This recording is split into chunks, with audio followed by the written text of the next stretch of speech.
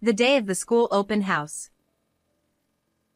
I arranged to leave work early and hurried straight to the school.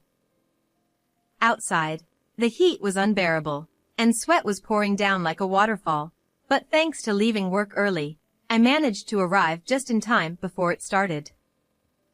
When I got to the school and saw how dressed up the other parents were, I finally realized how shabby I looked. I had been so focused on keeping my promise that I had completely forgotten about my appearance. The class was English.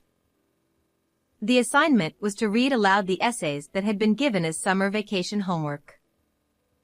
I wondered what Susan had written about. The other children mostly talked about what they did over the summer, sharing their stories in their still awkward English, telling about where they went and what they played. With each story, my anxiety grew. This year, Susan only had sad memories. And to make things worse, even the promise we made for the summer was broken. I should never have accepted that job. And then, it was Susan's turn to stand up. My grandma. Susan Brown. My heart skipped a beat. Not only because she called me, but as soon as she began reading, dozens of eyes turned towards me. For those who didn't know the circumstances, they must have wondered why her grandmother was there, and so I became the subject of their curious stares. I didn't mind that, but I couldn't stand the thought of something happening to Susan. My grandma is a liar. Cold, judgmental eyes rained down on me, still in my shabby work clothes. And not just that. I could even hear faint giggles coming from somewhere unseen. At that moment, my heart shattered into pieces. Grandma, can you read this? Let's see, hold on. My glasses, where are my glasses? Kathy, can't even read without my reading glasses anymore. Fortunately, since it's a children's book, it's not difficult, and the text is fairly large, so it's relatively easy to read. When I finished reading, I realized my granddaughter Susan had fallen asleep. She will likely ask me to read it again next time she comes over. Looking at her sleeping face, I finally understood the phrase "so precious you wouldn't mind putting them in your eye." No matter how many times I look, she's always adorable. Susan, it's time to go home. Oh, she's asleep. Mom, did you put her to bed? She asked me to read a book, so I did. She fell asleep while I was reading. My son and his wife came to pick her up after finishing their errands, but Susan was already fast asleep. It's getting late, so why don't you two go out for dinner? I don't mind keeping her overnight. Well, I am hungry. Are you sure? Absolutely. Besides, she'd probably be thrilled to have a sleepover. If you're offering, then thanks. I'll bring over some clothes and stuff later. My son said this, squinting affectionately at his sleeping daughter before leaving the living room. Thank you, Kathy. Please take care of Susan. Of course, go have fun. I'll make sure she has dinner. With that, I stepped outside and waved them off as they drove away. Little did I know, those were the last words we would ever exchange. It has been 5 years since I lost my husband to illness. Once again, I've been left behind. For them, perhaps the only solace was that they passed without suffering. I never imagined that I would lose not only my husband but also my son and his wife so soon, and the pain was unbearably cruel. But what about Susan? She lost her parents at such a young age.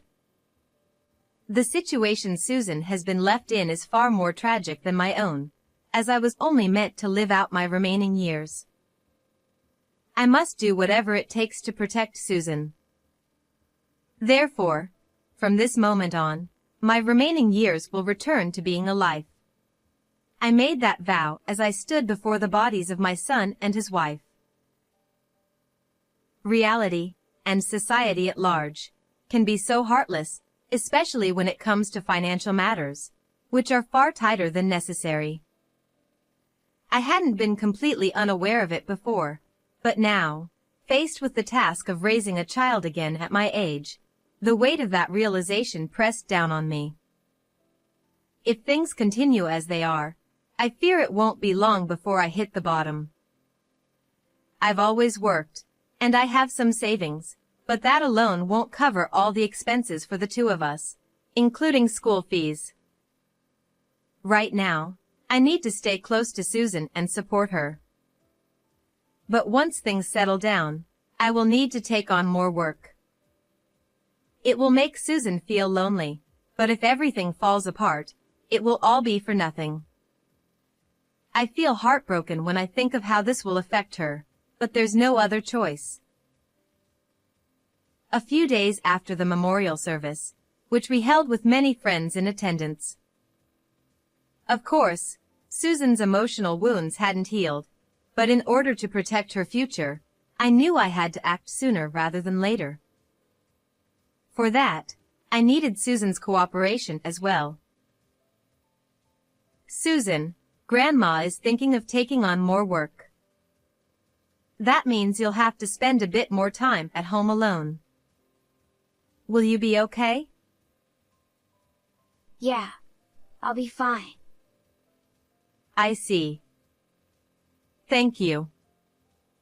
I'll try to find a job that I can do while you're at school. Grandma, you've lost weight. Oh really? Well, isn't that a nice thing to say? I knew full well that wasn't what Susan really wanted to say. But if I didn't make light of it, there would still be a sense of awkwardness in the conversation. It wasn't a good moment for either of us. In truth, I had lost a lot of weight since the memorial service ended. I hadn't intentionally skipped any meals, so it became clear to me that I hadn't been immune to the emotional toll. When Susan pointed it out, I realized that in her own way, she was worried about me. Knowing that, I couldn't afford to show any weakness. After that, I applied for a building cleaning job within walking distance of my home and was hired. While continuing my original job as a clerk at the local factory, I would head to the building after work, do some cleaning, and then return home around 7 p.m. Surprisingly, instead of losing weight, I started to gain, and upon looking into it, I learned that muscle weighs more than fat. It wasn't easy, but feeling the changes in my body, I thought I could do anything for Susan. As for Susan, she seemed blessed with good friends, often sharing stories about them with me. She still wasn't fully back to her old self, but her face became more animated when talking about her friends. Today, I played with Kate. We drew pictures and colored them. Next time, I'll draw one of you, Grandma. Really? That makes me happy. I'll be looking forward to it. If only I could capture just this one page.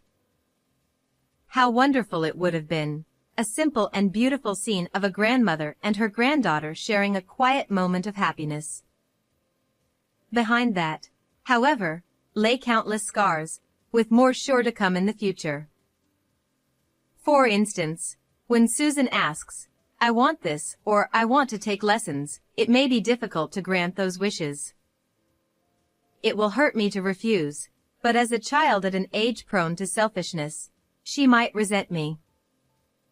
It's not a distant future that's hard to envision. Thinking about the near future fills me with helplessness and guilt. But those feelings are no reason to not enjoy this wonderful moment. Phew, I'm done eating.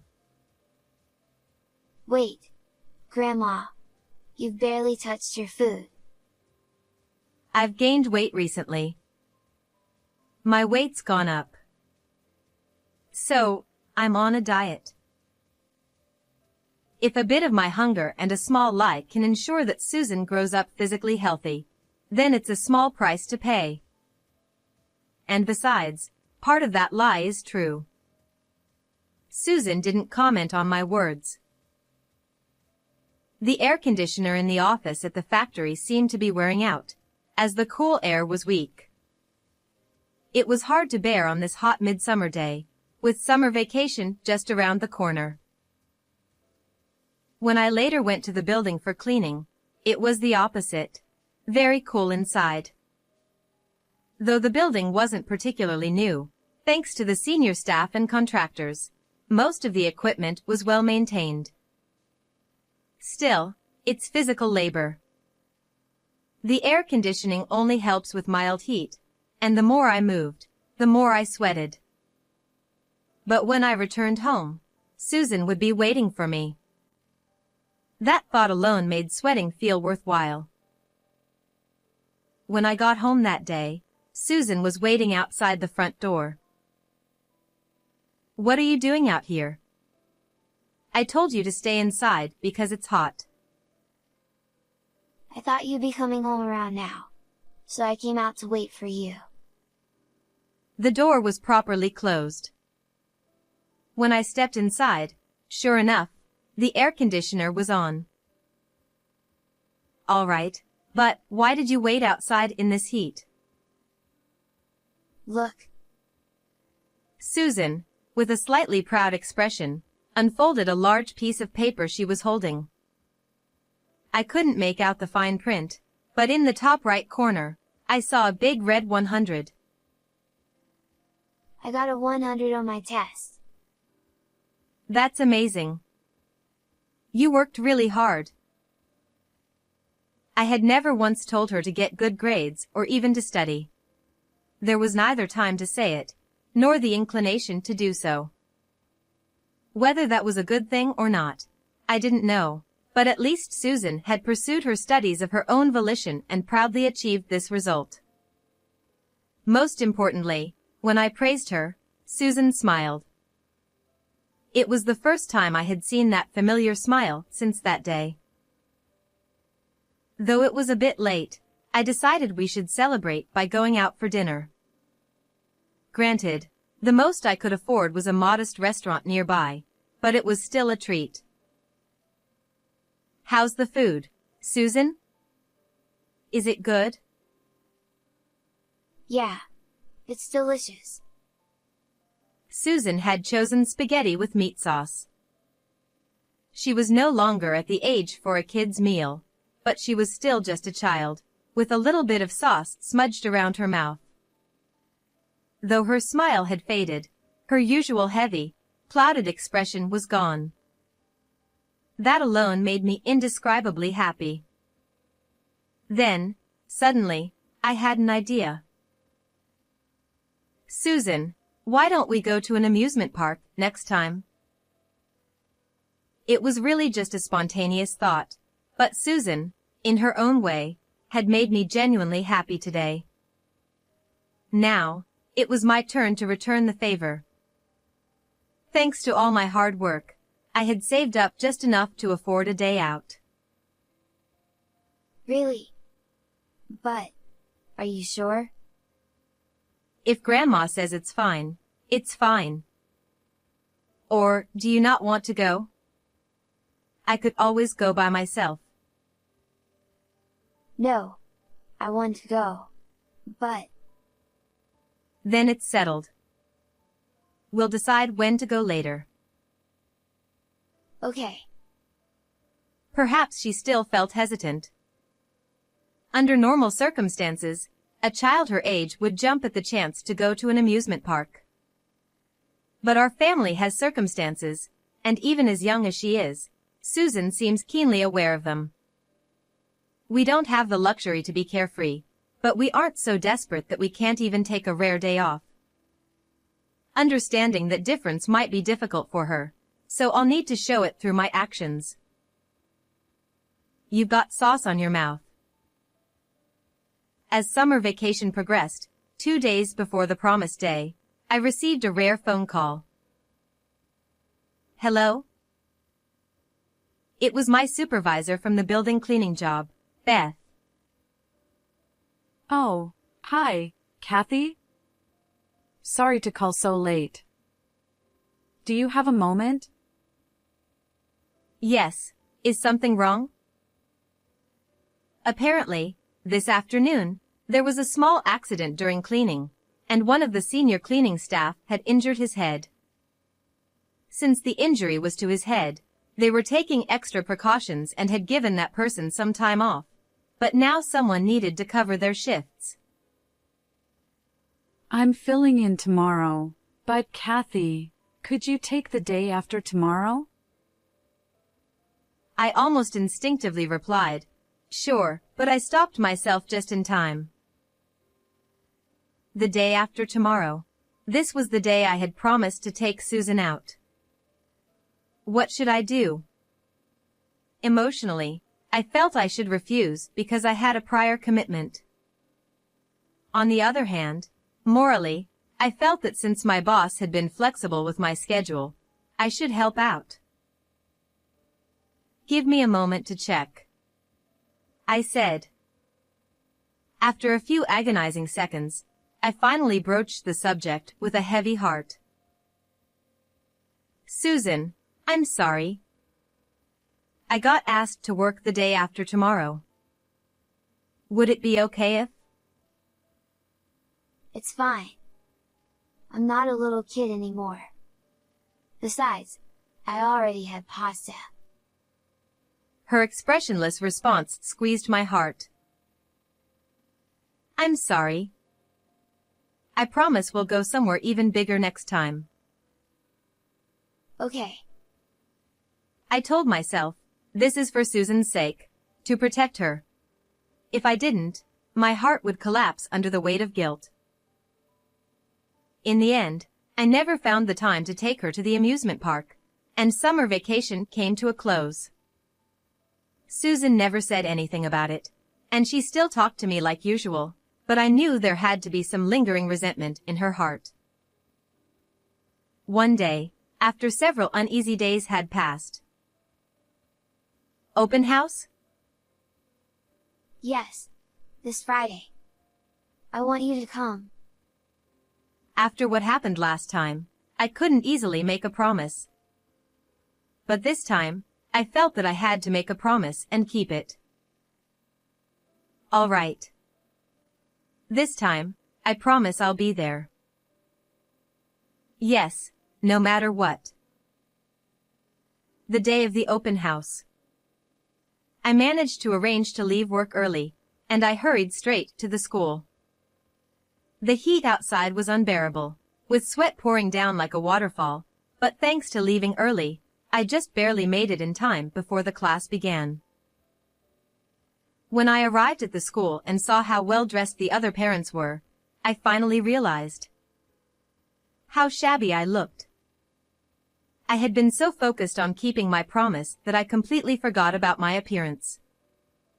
But at this point, there was nothing I could do, so I just tried not to think about the stares around me.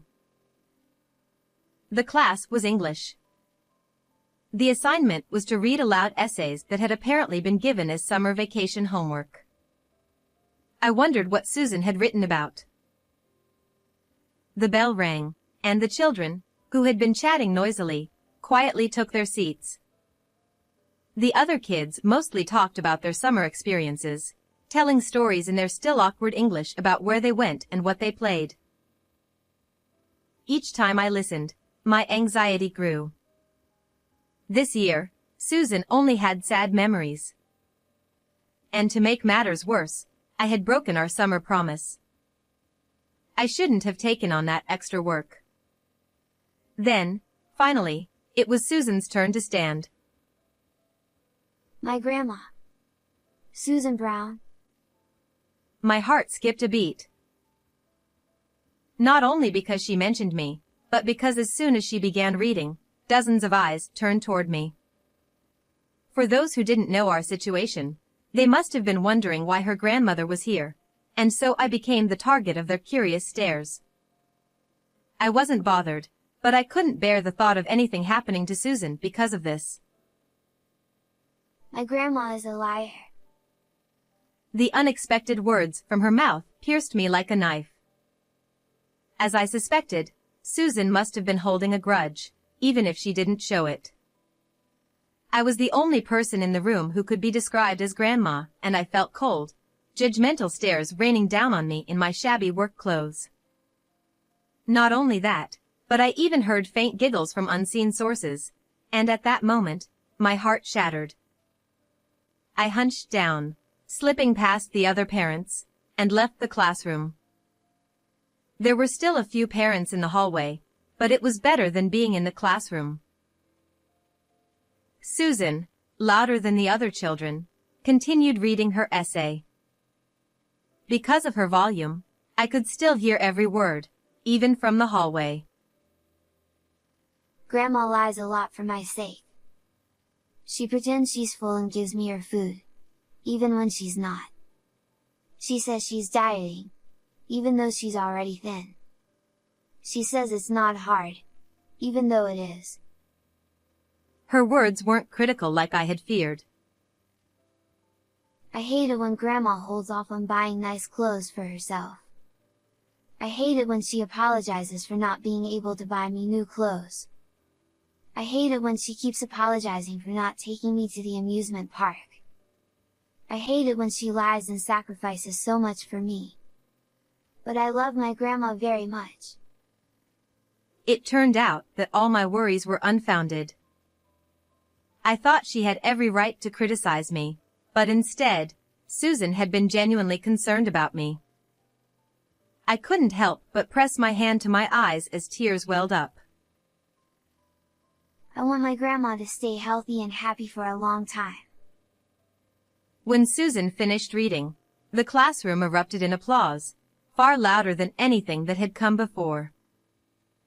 As I returned to the classroom, the same parents who had previously given me cold stares rushed over, offering apologies and words of admiration. Among them was one parent who approached with different words than the others. Mrs. Brown, right? My daughter's always talking about how much she appreciates Susan. I fumbled for words, and the woman in front of me apologized and introduced herself. I'm Emily Smith. My daughter's name is Kate. She's been very close with Susan. Kate. That name sounded familiar. As I racked my brain, I quickly remembered. It was the name of the friend Susan had mentioned drawing pictures with. Oh, Kate. Yes, Susan always talks about her. Thank you for being so kind to her. I've been wanting to properly meet her parents. Susan is so well-mannered. I was curious about what kind of parent raised her. I see. I'm relieved she hasn't been causing any trouble. So, are her parents not here today? Oh. It seems Susan hadn't mentioned anything about our situation. I dreaded having to explain, but there was no way around it. Actually. Oh no. I'm so sorry. I had no idea. It's all right. So, you're raising Susan on your own? Yes. It's been difficult at times. I can't imagine how hard that must be. Raising children is tough enough, even with two parents. But I have experience, after all. And compared to when I raised my son, Susan is much more mature. For a while, We had a pleasant conversation about how Susan spent her time with her friends. By the way, if you don't mind me asking, what do you do for work? From what Susan mentioned, it sounds like you've been pushing yourself quite a bit. It's not that much. I've been working as a clerk at a local factory for a long time, and I recently started doing building cleaning. Cleaning! Oh! Emily suddenly raised her voice, startling everyone nearby, including me. Sorry. She blushed while giving a wry smile. But still, what on earth had she noticed? Well, is it at the Evergreen building nearby? Yes, it is. But how did you know? I thought so. I've been trying to figure out where I'd seen you before. My company is on the 4th and 5th floors of that building. We must have passed each other there. Really? Small world, isn't it? Actually, if you're interested, would you like to work for us? We're currently hiring for an office position, and with your experience, I'm sure you'd get better pay and hours. It was an unexpected offer. If the salary and hours were truly better, I had no reason to refuse. Maybe I wouldn't have to make as many sacrifices, and more importantly, I could spend more time with Susan. Let's talk more about it another time. I'm sure you have a lot to think about, and right now, I'd love for you to watch the kids enjoying their time together. I followed her gaze and saw Susan, Kate, and a few other children gathered around the same table, laughing and playing. Since becoming friends with Susan, my daughter has been enjoying school so much more. I'm really grateful to her. And of course, to you for raising her so well. Susan's the one to thank, not me. I'm just doing what any parent would do, even if our situation is a little different. Still, please take care of yourself. Susan would be devastated if something happened to you. The reality of balancing two jobs was hard, and while it might work for now, over time, I knew it would take a toll on me. If something were to happen to me, I'd leave Susan alone again. After hearing more about the position, it seemed like the pay was comparable or even slightly better. The more I thought about it, the more I realized I had no choice. For Susan's sake, I needed to make a move. And so, I quit the local factory where I had worked for so long, as well as my cleaning job, and became an office worker at the construction company run by Emily and her husband. The other employees, who were about a decade younger than me, welcomed me warmly, though at first, I worried whether I would be able to keep up. Everyone supported me patiently, which was reassuring, but the biggest source of comfort was Emily herself. Kathy, Susan's over at our house again today, so don't worry. You can take her home together. Thank you so much. I'm sorry for always imposing on you. Oh, stop. No need to be so formal. To me, you're a senior mom. She constantly looked out for me, encouraged me to learn higher-level computer skills, and supported me in every possible way. All of this was thanks to Susan. It wasn't just my work environment that had changed. The time I could now spend with Susan had grown, and this gradually shifted the way I interacted with her. Perhaps Susan, feeling more secure as my life settled down, was slowly beginning to return to her old self. One day, just before winter break. Susan, shall we go to the amusement park? Really? This time, I want to go. It's okay. I won't break my promise again. Her emotional wounds may never fully heal, not even in a lifetime. But I can help fill the emptiness those wounds have left. Before, I was too focused on the practical side of things, and, as Emily said, I may have neglected the important parts of life. Now that I could manage those things better, it was time for both of us to start changing, little by little. Grandma's going to dress up nicely too, so you'll have to pick out a cute outfit, okay?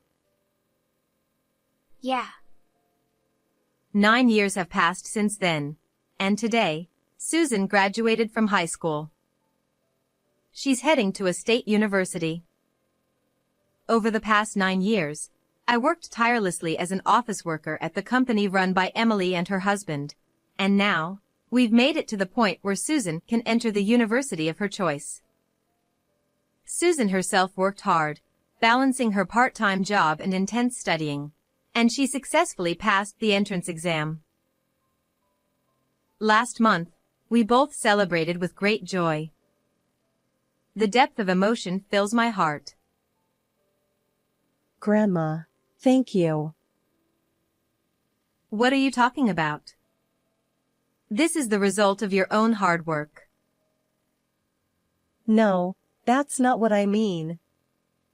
I might still be a burden on you for a little longer, but thank you for always taking care of me. I just did what anyone would. I tried to say that. But the words got stuck in my throat and wouldn't come out. Instead, what poured out were endless tears. Hey, I'm not done talking yet. Don't cry. Even as she said this, Susan's voice was full of tears. Back then, at the elementary school open house, when I called you a liar. I'm sorry. But it really upset me. I hated seeing you go through extra hardships because of me. So, from now on, I'll be the one supporting you. I mean it, I'm counting on you. I'm the one who should be sorry for putting you through tough times. But seeing you grow up so wonderfully, it makes Grandma so happy. My vision blurred from the tears, and I couldn't clearly see Susan's face. Ah. I've gotten old. Oh, Grandma. Let's go out for pasta tonight. How did you like today's story? Don't forget to subscribe to the channel.